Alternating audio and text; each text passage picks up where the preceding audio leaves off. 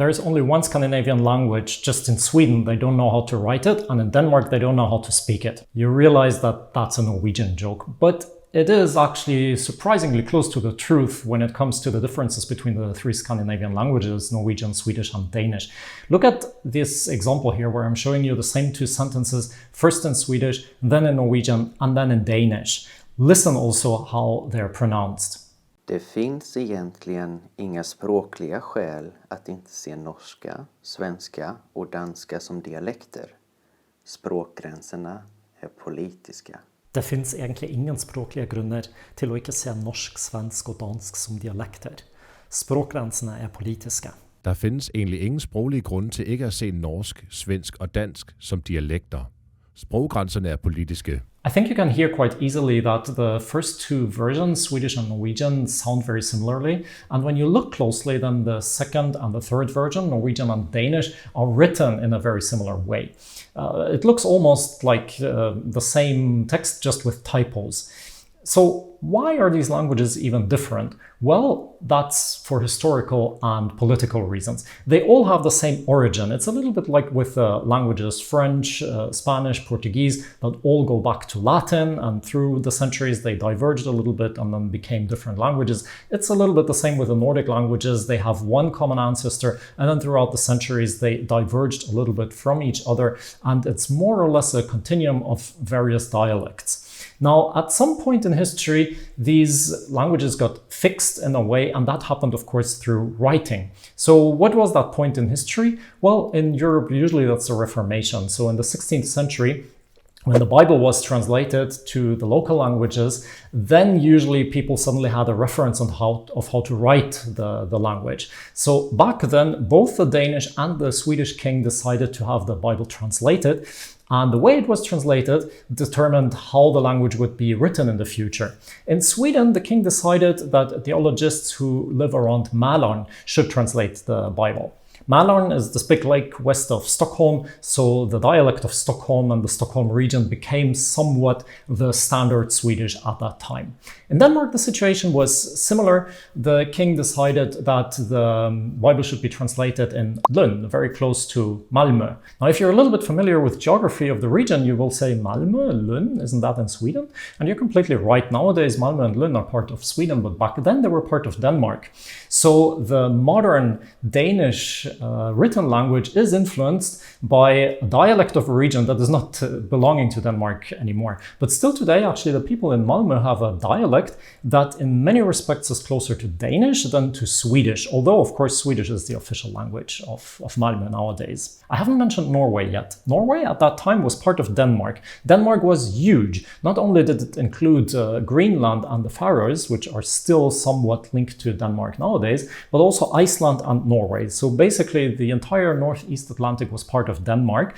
And since Danish and Norwegian, as we said before, are on a continuum of dialects, the few people who could read and write back then in Norway would simply write Danish, and it stayed like that for centuries. But in 1814, Norway became independent of Denmark, and it was the time of national pride and national romanticism, and people said, now we need our own language, so what to do?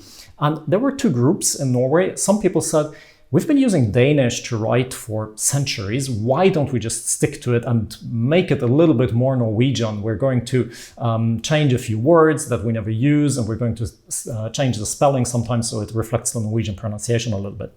And then there were people who were more radical who said, let's travel to the remote areas of the West and look at how the farmers speak in the fjords and discover the real Norwegian. And from these experiments, they created what they thought was the real, original, not falsified by Danish Norwegian language. And these two languages are still officially recognized in Norway. So Norway, although it's just also part of the Danish, Swedish, Norwegian dialect continuum, has two official written languages. I've made a separate video about that if you're interested in it. Fortunately, the language that came from Danish is the one that is nowadays used by about 90% of Norwegians, but you will still encounter the other version, the one that was recreated in the 19th century as well. Swedish is not just spoken in Sweden. In Finland, we have still a considerable part of the population who have Swedish as their first language, because Finland for a very long time was also part of Sweden.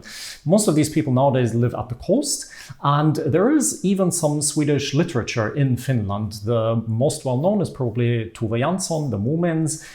She created these beautiful stories, and her first language is Swedish, but she is from Finland. In former days, there were also people speaking Swedish in Estonia, but nowadays this is just very, very few people who still do that. Now, as I said before, the Scandinavian languages are so close to each other that it's possible usually for Scandinavian speakers to understand each other even though they just use their mother tongue. Sometimes they accustom a little bit how they speak, or they add a word that is more common in the other language than in their own language, but usually they get along. In Norwegian, there is even a word for that. It's called svorsk. It's a mixture of Swedish and Norwegian, because that's what happens when people from Sweden and Norway interact with each other, especially when they're speaking. It's usually not a big deal. With Danish, it's sometimes a little bit more difficult because the Danish pronunciation is really, really very different.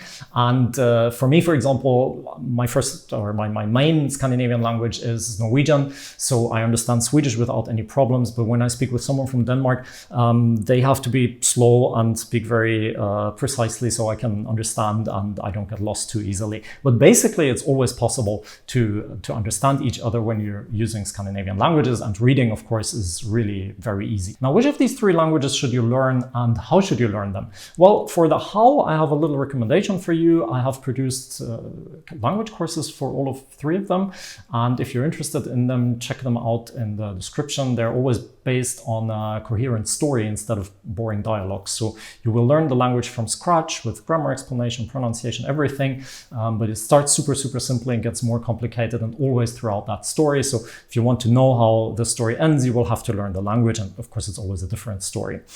That's enough for the advertisement. Now, which of the three should you learn? Well, as I said before, it doesn't really matter, because you learn one of them and you get two for free. So of course, pick them according to your own interest. If you have a lot of connections to Sweden, pick Swedish. If you have a lot of connections to Denmark, take Danish. If you would like to regularly go hiking in Norway, pick Norwegian.